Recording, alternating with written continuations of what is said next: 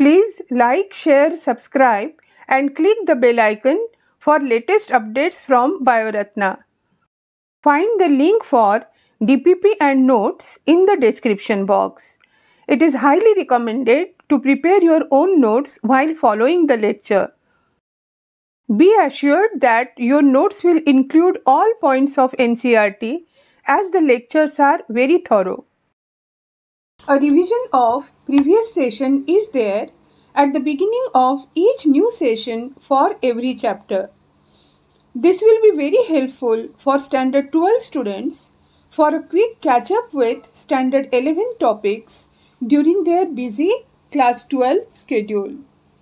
This is equally important for Standard 11 students to maintain continuity in their learning process as well as help prepare a solid foundation.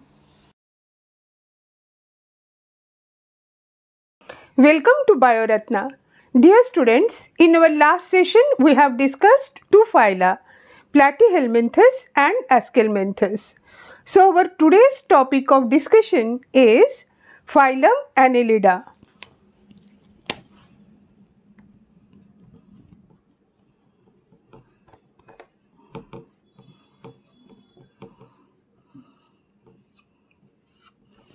But before we start with phylum Annelida, as is our practice, first we are going to revise phylum Platyhelminthes and Aschelminthes. So, we see the revision of phylum Platyhelminthes first. क्या नया पढ़ा था बच्चों Platyhelminthes में? There were two characters which we found for the first time in the evolutionary history of animal kingdom. What are these two properties? एक था bilateral symmetry. एक याद रखिएगा Platyhelminthes में यहीं से आपका स्टार्ट होता है bilateral symmetry. और एक प्रॉपर्टी है जो सबसे पहले Platyhelminthes में देखी गई. That is triploblastic nature. That means during embryonic condition they form three germ layers. One is ectoderm, middle is mesoderm and inner is endoderm. ये दो चीजें हम लोगों ने Platyhelminthes में सबसे पहली बार पढ़ी. और एक चीज आप पढ़ते हो Platyhelminthes में, that is the flame cells. Flame cells में आपने क्या पढ़ा था? They are the excretory structures. Why they are called flame cells? उसमें आप इसके flame cell का structure देखते हो ऐसे. This is the lumen of the cell. ये उसका lumen हुआ. And these are the basal granules. These are the basal granules. Basal granule से होते हुए इस lumen में ऐसे ढेर सारे cilia they are present. And just like the flame, they are flickering. That's why they are called flame cells. ये पूरा cytoplasm है and here the nucleus is present of the cell. इसके अलावा इस flame cell से होते हुए some cytoplasmic processes also you can see. Now they release the waste into this excretory tubule. ऐसे एक्सक्रीटरी ट्यूब्यूल से होते फिर वो जाते हुए एक्सक्रीटरी पोर से बॉडी के बाहर रिलीज हो जाता है. One more thing which you studied that is regeneration and one structure one organism which you have studied there that is planaria. कि planaria has very high regeneration capacity. उसके आप 3 भी टुकड़े कर देते हो तो फिर उस 3 टुकड़े से नया ऑर्गेनिज्म बना लेता है. फिर आप रिप्रोडक्शन देखते हो. रिप्रोडक्शन में दे आर स्टिल हर्माफ्रोडाइट, मतलब female and female sex organs are present in the same organism. इसकी जो फर्टिलाइजेशन है वो इंटरनल है. डेवलपमेंट जो है it may be direct or it may be indirect. हमारे बुक में सिर्फ indirect by means of many larval stages दिया हुआ है. many larval stages दिया हुआ है, लेकिन ये जो आपका प्लानेरिया है, planaria which you also call Dugesia, ये फ्रेश वाटर है, फ्री लिविंग भी है, बाकी लोगों की तरह वो पैरासाइट नहीं है, and it does not have any larval stage. This platyhelminthes, they are flat worms. Platy means flat. They are dorsoventrally flattened. These are dorsoventrally flattened organisms. They are mostly endoparasites. Planaria is exception. And two endoparasites you will be studying, that is you have studied, that is one is Taenia solium and one is liver fluke. आप अपने NCERT में दो diagram पढ़ते हो बच्चों, एक है taenia solium और एक है liver fluke.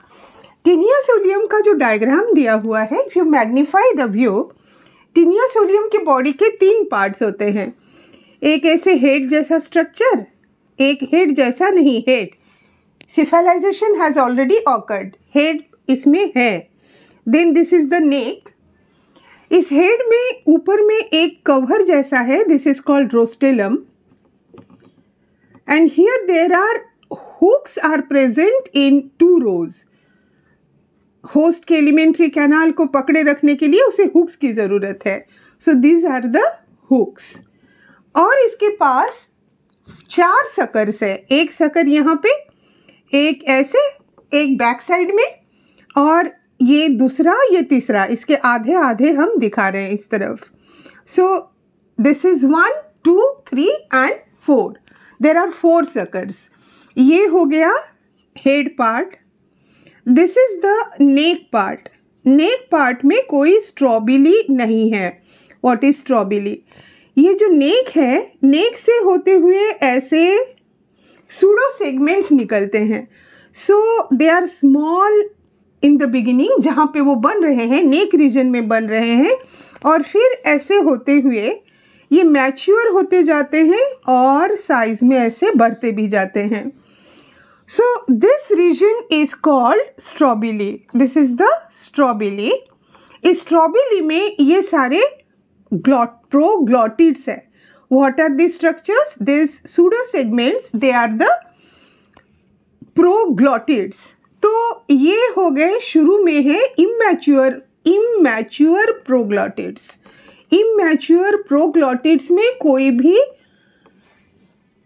Male female sex organs नहीं होते। यहाँ बीच में है, this are the mature proglottids. This mature proglottids यहाँ पे पूरे हर सेगमेंट में, हर सूडो सेगमेंट में there are present male and female sex organs. और ये है आखिर में, this are the gravid proglottids. Gravid मतलब यहाँ फर्टिलाइजेशन वगैरह हो चुका और यहाँ सिर्फ female sex organ, female uterus present है विद द फर्टिलाइज्ड एग्स। सिर्फ इसके ये याद रख लीजिए। अब लार्वल स्टेजेस क्या है टीनिया सोलियम के? This is the taenia. Taenia के जो लार्वल स्टेजेस है, यहाँ पे इसके फर्टिलाइज्ड एग है। The fertilized eggs they get encapsulated, shell हो जाता है, प्रोटेक्टेड होके वो होस्ट के वेस्ट मैटर से, एलिमेंट्री कैनाल से होते हुए बाहर निकल जाता है। तो इसके शेल्ड एम्ब्रियोज बाहर निकल आए, इसे कहते हैं ऑन्कोस्फेयर। ये ऑन्कोस्फेयर जो है, these are ingested by the pork together with the human waste matter। वहाँ फिर उसका शेल पिघल जाता है and the hexacanth larva it comes out।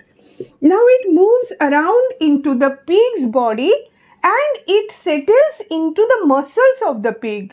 तो ये हो गया सिस्टिसर्कस लार्वा और ब्लैडर वर्म। ह्यूमन बीइंग को इन्फेक्शन हो जाती है if they eat not properly cooked meet of the pork. Pig meet, if it is infected by this cysticercus, then they look like measles, measly appearance, that's why they are called measly pork। उससे फिर human being को infection होता है। So this is about the Taenia solium, इसमें ज़्यादा larvae नहीं है। आपको ये शेल एग का मिल गया ओन्कोस्फेयर, देन दिस हेक्साकैंथ एंड सिस्टीसर्कस। वेराज जब आप लिवर फ्लूक देखते हो तो लिवर फ्लूक में क्या देखते हो बच्चों कि ये जो लिवर फ्लूक है डॉर्सली अगर आप देखते हो उसको तो आपको सिर्फ ये माउथ दिखता है यहाँ, और ये इसका ओरल एंटीरियर सकर है। So this is its anterior sucker. अगर वेंट्रली भी देखते हो then you find another sucker, ventral sucker which is called acetabulum. तो ये हो गया उसका दूसरा sucker which is called acetabulum. Acetabulum में कोई ओपनिंग नहीं होती है बच्चों, वो जस्ट होस्ट को एंकर करने के लिए ही होता है। और इसके ऊपर प्रेजेंट है उसका gonopore, this is the gonopore. ठीक है, this is the liver fluke, this is liver fluke. इसके बहुत सारे लार्वी है और लार्वल स्टेजेस देख लेते हैं बच्चों, लेकिन उससे पहले ये याद रखिए कि इसके होस्ट कौन है। दिस इज ऑल्सो डाइजेनेटिक, लेकिन ये ह्यूमन को इन्फेक्ट नहीं करता। इसका प्राइमरी होस्ट है शीप और उसका सेकेंडरी होस्ट है एक fresh water snail, it is fresh water snail. ठीक है, अब ये प्राइमरी होस्ट में शीप से इसके फर्टिलाइज्ड एग्स जो है, so this fertilised eggs come बाहर आ गए। So this are the fertilised shelled eggs, shelled eggs. जैसे ये पानी के कांटेक्ट में आएंगे, पानी के कांटेक्ट में आएंगे तो उसका शेल पिघल जाता है और वो बनाता है मीरासीडियम लार्वा। ये मीरासीडियम लार्वा फीड नहीं करता, फ्री स्विमिंग है, नॉन फीडिंग है। Then it finds its host that is the snail. Snail के बॉडी के अंदर ये जाता है, वहाँ पे जाके ये दूसरा लार्वा बनाता है जिसे कहते हैं रेडिया लार्वा। ये रेडिया फर्दर मल्टीप्लाई करता है and it forms many rediae. This rediae then it forms cercariae larva, cercariae बनाया। फिर ये सरक्यारी क्या करता है बच्चे, उसका जो प्राइमरी होस्ट है वो शीप है, शीप खाता है grass.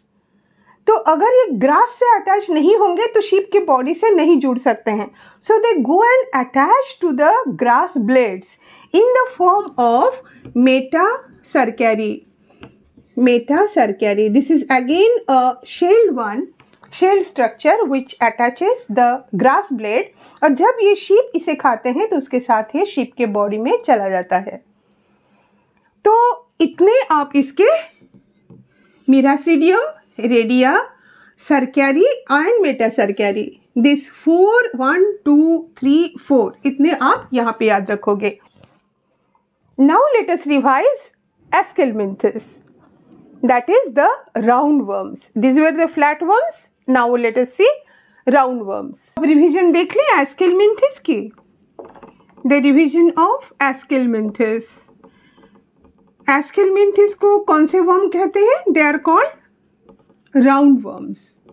In cross section their body looks like round. कौन से ऐसे कैरेक्टर्स हैं जो इसमें नए पाए जाते हैं? प्लैटीहेलमिंथस का बाइलैटरल सिमेट्री वो कैरी करेगा, ट्रिप्लोब्लास्टिक भी वो कैरी करेगा, लेकिन अब इसमें आपको असिलोमेट नहीं मिलता है। Here coelom is found but it is pseudocoelom. So they have, ये एक पहली बार दिख रहा है और पूरे एनिमल किंगडम में this is the only one which is having pseudocoelom, that means that coelom which is not lined by mesoderm. तो ये इसका सूडोसिलोम आपने पढ़ा था। फिर इसकी डाइजेस्टिव सिस्टम कंप्लीट हो जाती है। यहाँ डाइजेस्टिव सिस्टम कंप्लीट है। Circulatory system is not developed. Excretory system में एक एक्सक्रीटरी ट्यूब है which is removing the waste through a excretory pour.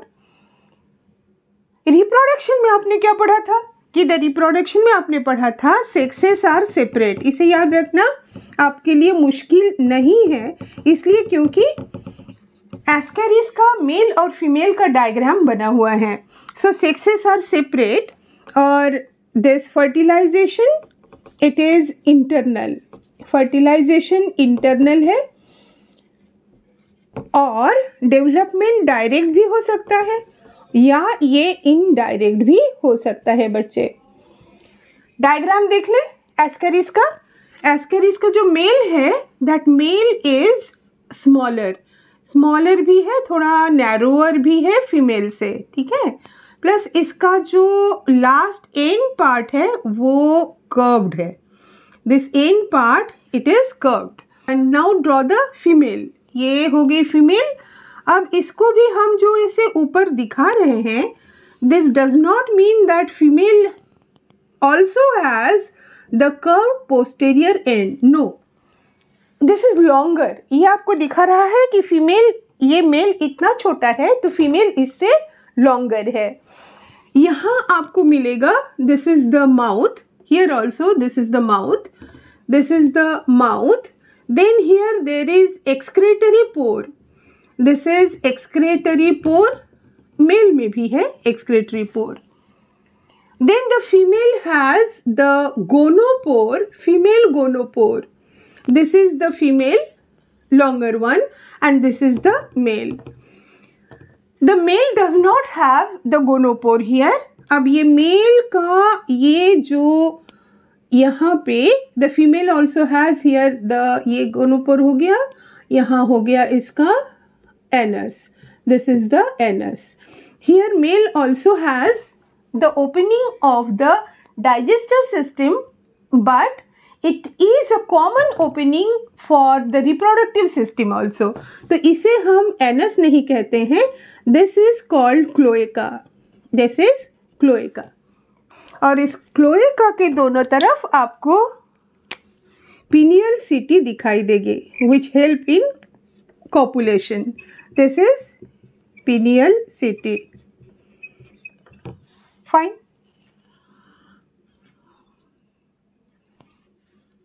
So this is Ascaris. Ascaris lumbricoides which is monogenetic, means only one host, that is man, only found in the human being. This was the revision of Platyhelminthes and Aschelminthes. Now let us move to the study of the annelids. Let us study phylum Annelida.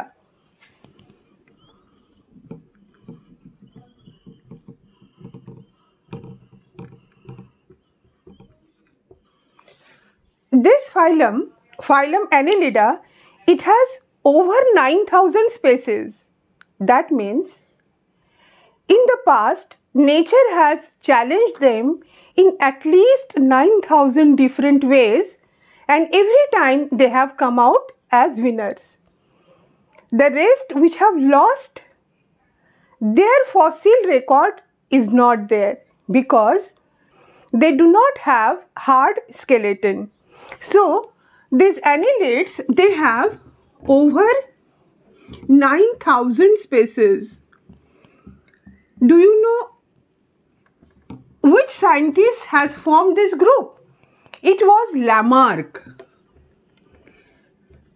Lamarck has formed this group Annelida, and this Annelida has got its name from the Greek word annulus. Annulus. Annulus means small rings. Annulus means small rings. These organisms, their body have many small rings over their body. Now when we just study their general characters at that time, we will study in detail. You have of course studied this while studying the basis of classification. Now let us first start with the general characters of Annelida. We will go as per the same sequence as is there in the basis of classification. सबसे पहले था the level of organization. Level of organization. This is organ system level of organization. This is organ system level of organization. They have complete digestive system. They have circulatory system. Next was symmetry. They have bilateral symmetry. ये bilateral symmetry बच्चे शुरू हुआ था platyhelminthes से. यहाँ से अब ये सब में होने वाला है till we reach the mammals. सब में it will be the bilateral symmetry only except in echinodermata. After symmetry, it was whether they are means their germ layers.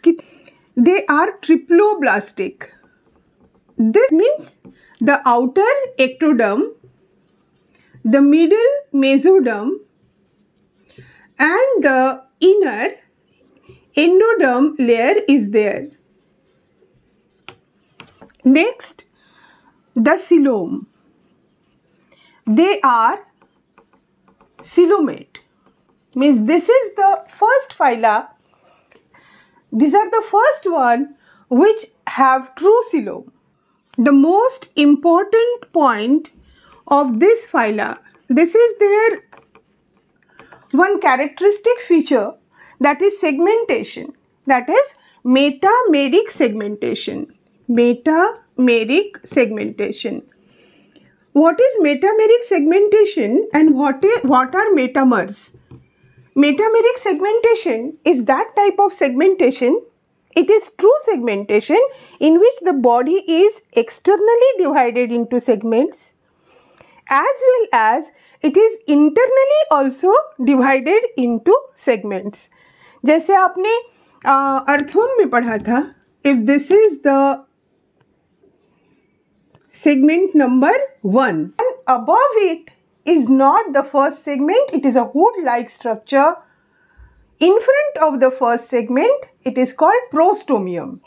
So this is the first, second, third, fourth, fifth, sixth, seventh, eighth, ninth.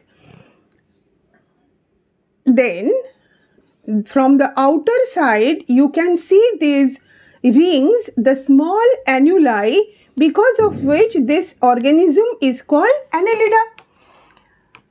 यहाँ पे metameric segmentation का definition complete नहीं होता है बच्चों.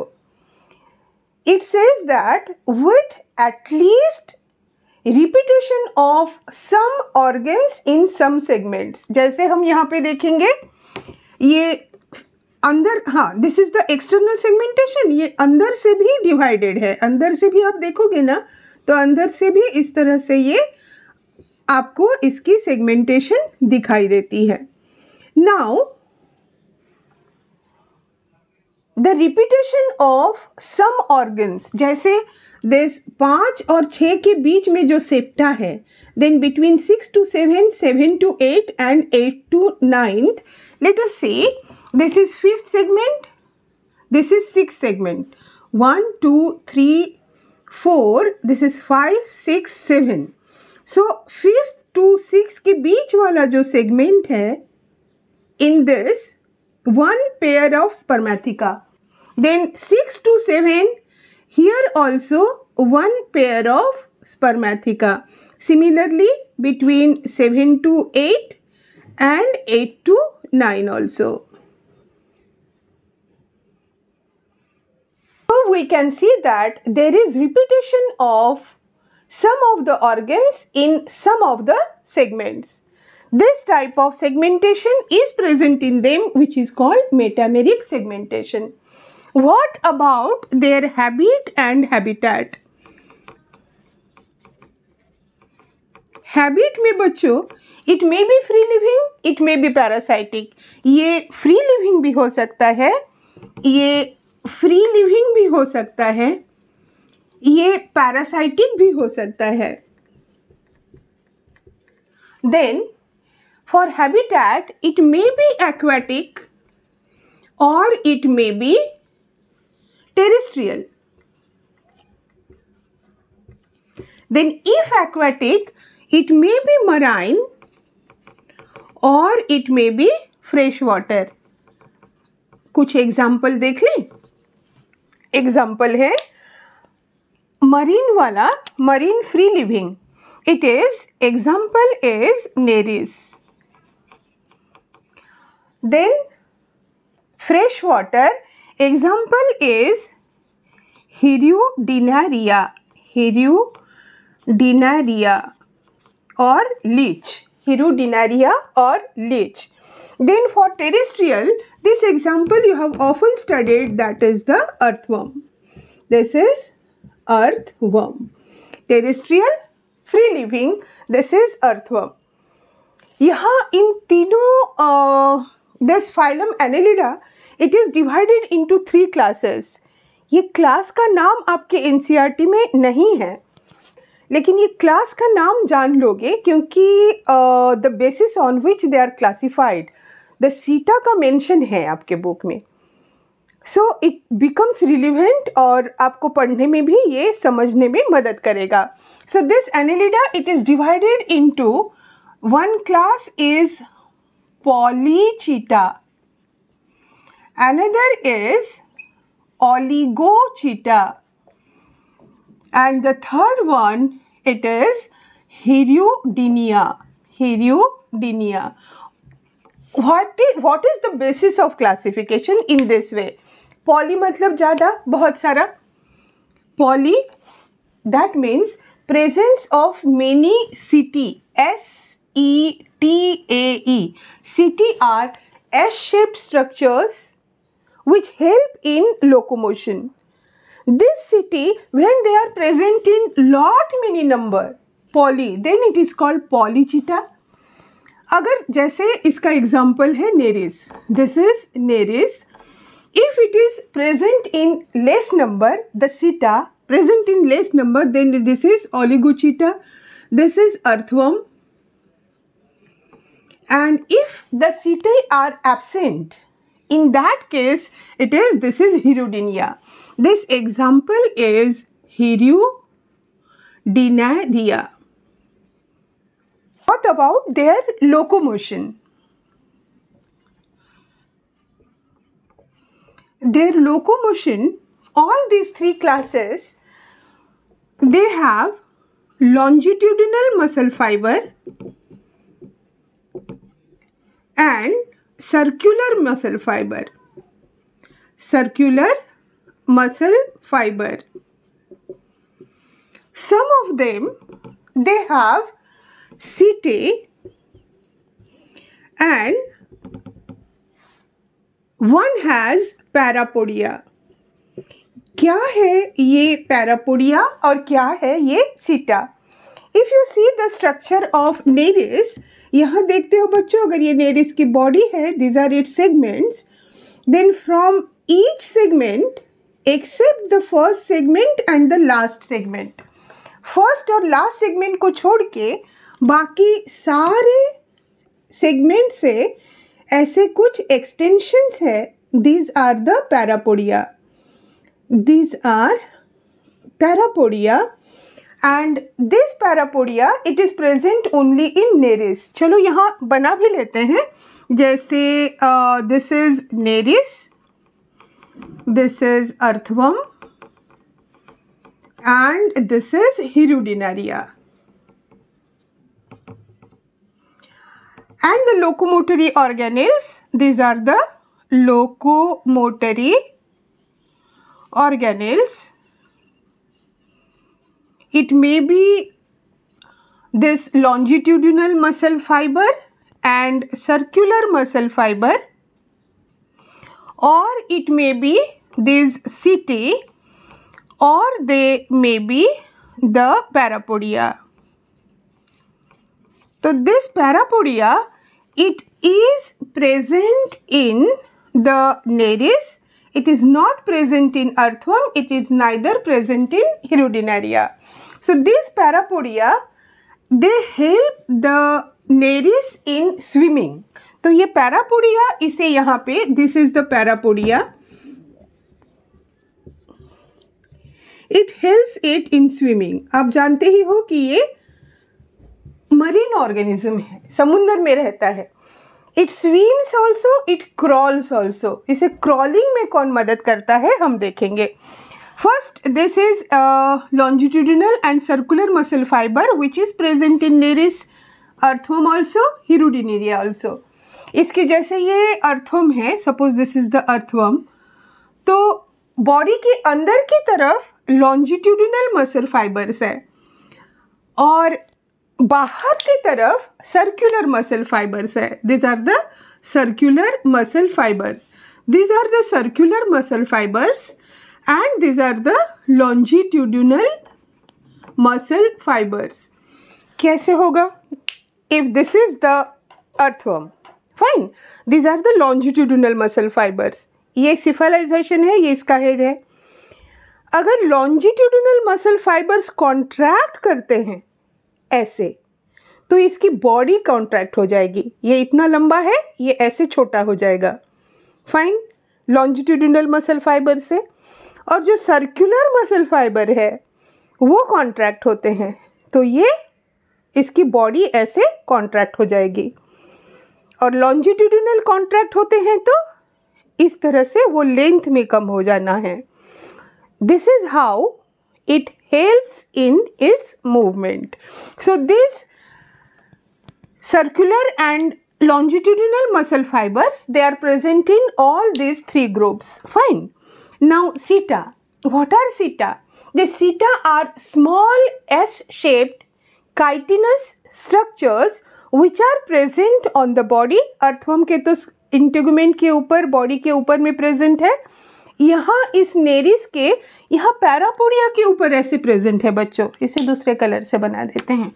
See, these are the setae. This is polychaeta having so many setae. So these structures, they are the setae.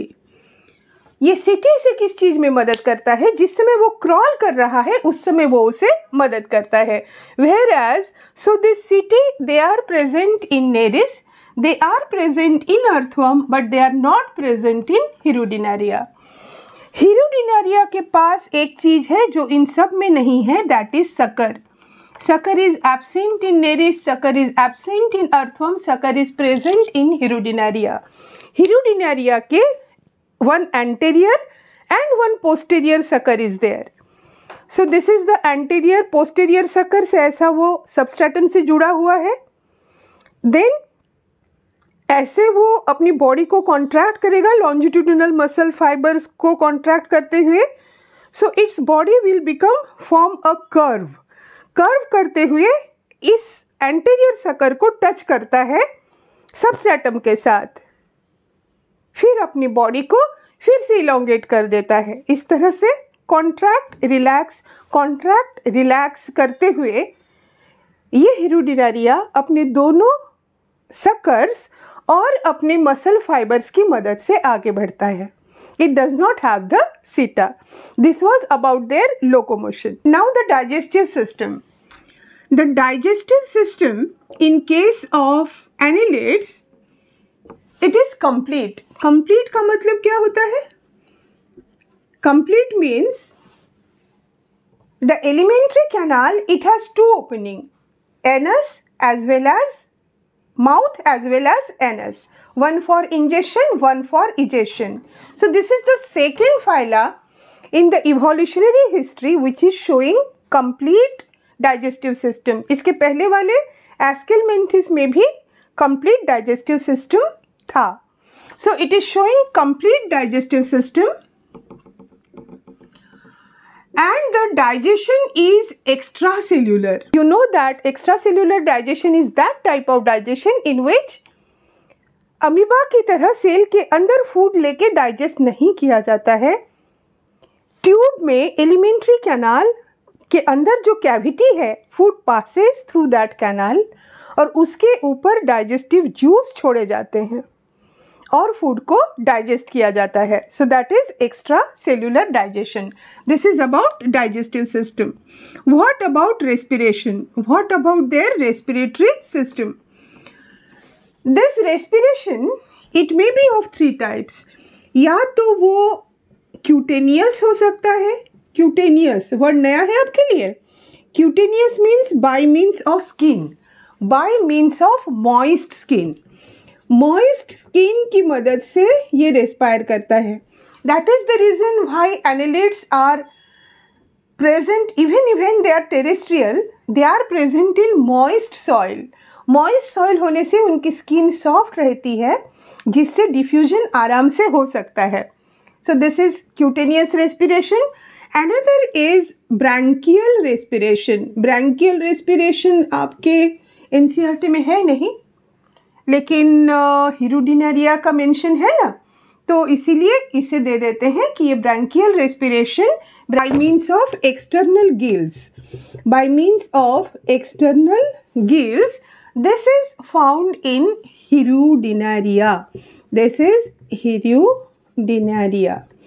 और एक तीसरा पैरापोडिया पढ़ा था आपने. Parapodia, the organ which help in swimming. The same organ, it also is a respiratory organ. This is of course the example is Nereis. और किसी में तो है ही नहीं पैरापोडिया, तो Nereis. तो this parapodia in Nereis, they are richly supplied with blood capillaries, having rich in blood. That's why lot of diffusion can go on. So this is a respiratory system. Now come to the circulatory system. What about circulatory system? इससे पहले याद कीजिए बच्चों, किसी भी phylum में circulatory system नहीं था. So in the evolutionary course of the animal kingdom, these annelids, they are the first one which are showing the circulatory system. ये ऐसे हैमर कर करके एक एक पॉइंट दिमाग में डाल लीजिए. कौन सा सिस्टम किस में पहले आया, कौन पहले सिलोमेट बना, कौन सूडोसिलोमेट है, कौन असिलोमेट है. ये पॉइंट्स जैसे जितनी बार हैमर करके आप पढ़ते जाओगे, उसके बाद तो फिर आपको इस चैप्टर में और कुछ डिफ़िकल्ट लगने वाली बात बिल्कुल नहीं रहेगी. So this circulatory system, they have circulatory system. This is present and it is of closed type. Closed means you know, closed type of circulatory system आपने basis of classification में पढ़ा था, which means the blood it flows through closed chambers. Heart is also closed chamber. The blood vessels are closed chambers. The capillaries are closed chambers. So blood always flows through the closed chambers. Then it is called closed type. और एक मज़ेदार बात इनमें यह है, हम में जैसे हीमोग्लोबिन कहाँ प्रेजेंट रहता है, this all of you know, that is in the RBC. RBC में हीमोग्लोबिन होता है, और यही RBC due to this haemoglobin gives the whole blood the red colour. The plasma में कोई कलर नहीं होता, but that plasma also looks red because of this haemoglobin which is present in our RBC. लेकिन इनमें annelids में there is no RBC. RBC है ही नहीं. तो फिर ये जो हीमोग्लोबिन है वो कहाँ प्रेजेंट है? Haemoglobin it is present in plasma. Fine. Now come to the excretory system.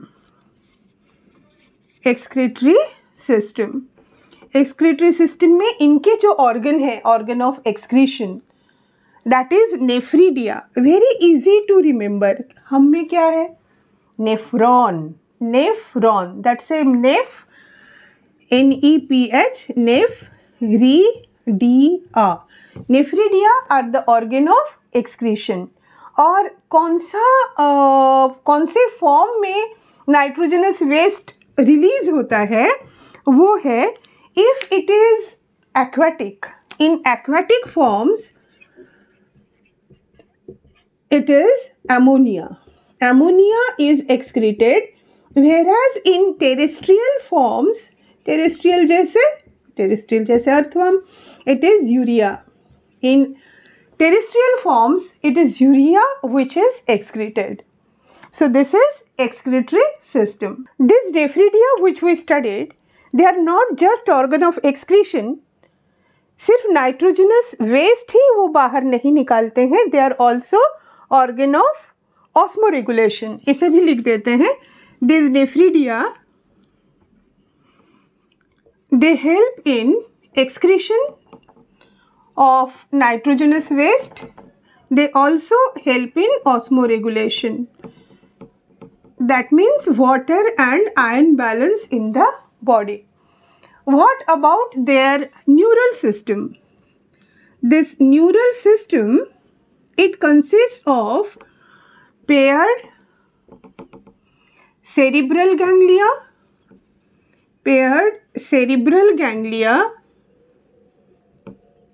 then paired subpharyngeal ganglia,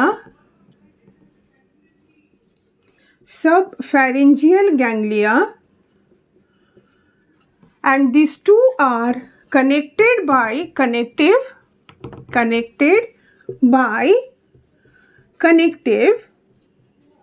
कैसे?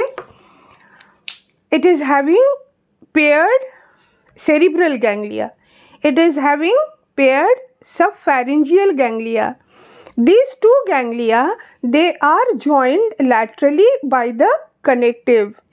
Then they have the double ventral nerve cord also. जो non-chordates होते हैं, they have solid double ventral nerve cord. So this is solid double ventral nerve cord is also present, and with segmental paired ganglia. Her segment में ganglia present है nerve cord के ऊपर में. In our last session, we have seen why these ganglia are present. In the nerve, there are many neurons. जहाँ पे उस neuron के सारे सोमा एक जगह आ जाती है. सोमा तो बड़ा उसका स्ट्रक्चर है ना, तो when the soma they come together, then they form this ball like structure called ganglia.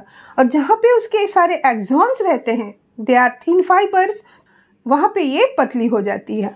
So this is their neural system. What about their reproduction? ये reproduction बच्चे, they may be monoecious, they may be dioecious. ये monoecious, dioecious में आप लोग बच्चे class 12th में जाके भी monoecious, dioecious में क्या गड़बड़ाते हैं? monoecious यूनिसेक्सुअल है या dioecious यूनिसेक्सुअल है. इसे याद रखने का सबसे आसान तरीका, दिस इज मोनो मतलब यहाँ एक आ गया, ठीक है. दूसरी बार जो आप इसका मीनिंग लिखोगे, तब आप ये सिंगल वर्ड नहीं यूज करोगे, आप बाई यूज करोगे. तो आप लिखते हो बाइसेक्सुअल. आई रिपीट, मोनोइसियस, यहाँ मोनो वर्ड आपने यूज कर लिया. The crude way to remember this, but this is monoecious, मतलब एक सिंगल ऑर्गेनिज्म में दोनों sex, then it is monoecious. Dioecious, di, तो यहाँ आप लिखोगे unisexual, means one or means the sexes are separate. Simply we can say dioecious मतलब sexes are separate. तो ये sexes जो separate है, ये इसका example है nereis. This is nereis. Whereas ये जो आपका अर्थवर्म और हिरोडिनेरिया है, दे आर मोनोइसियस. अर्थवर्म में दोनों के दोनों गमेट्स सेम ऑर्गेनिज्म में ही बनते हैं. What about the development? Direct है कि इनडायरेक्ट है? It may be direct, it may be indirect. ये जो अर्थवर्म है, अर्थवर्म और हिरोडिनेरिया, उसमें डायरेक्ट है, there is no larval stage. लेकिन ये जो नेरिस है ना, ये नेरिस की जो डेवलपमेंट है, दैट इज इनडायरेक्ट.